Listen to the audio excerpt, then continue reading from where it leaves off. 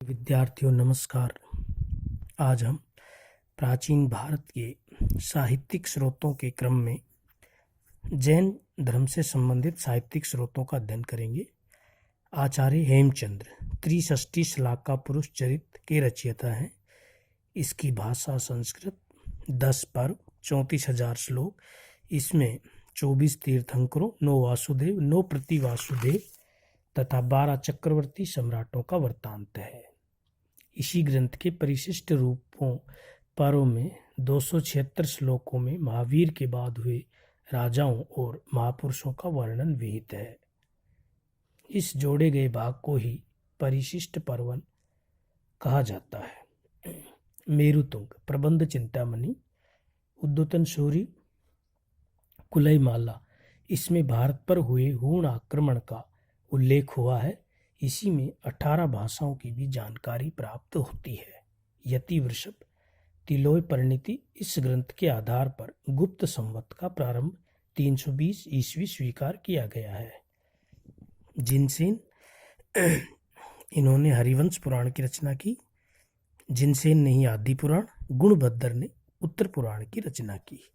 आदि पुराण एवं उत्तर पुराण को मिलाकर ही महापुराण कहा गया है। रविसेन, रामपद पुराण, रामायण के कथानक पर आधारित ग्रंथ।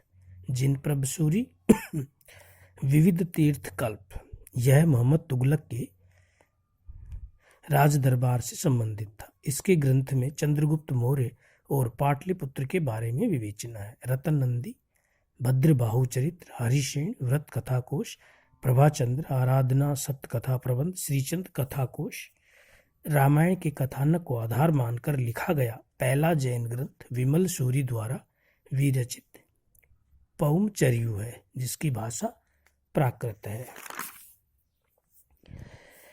अब हम अन्य ग्रंथ देखेंगे, जैसे कौटिल्य का अर्थशास्त्र, इसकी भाषा संस्कृत, समय 4th शताब्दी ईस्वी। इसमें 15 अधिकरण, 150 अध्याय है। विशाखदत्त, मुद्रा राक्षस, भाषा संस्कृत, समय 5वीं शताब्दी। प्रसिद्ध नाटक, संस्कृत का एकमात्र नाटक जो नायिका विहीन है। ये भारत में प्रथम जासूसी ग्रंथ के रूप में भी ज्ञात है। इसमें निम्न वर्गों को संस्कृत के स्थान पर अप्रभंश का प्रयोग किया गया है। हाल, सातवाहन शासक, जिनकी रचना गाथा सप्तशती, भाषा प्राकृत। उल्लेखनीय है कि सातवाहनों ने ब्राह्मण होते हुए भी प्राकृत को राजभाषा बनाया था। उनके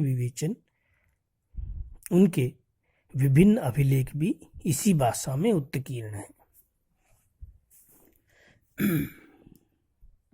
आज इतना ही, धन्यवाद।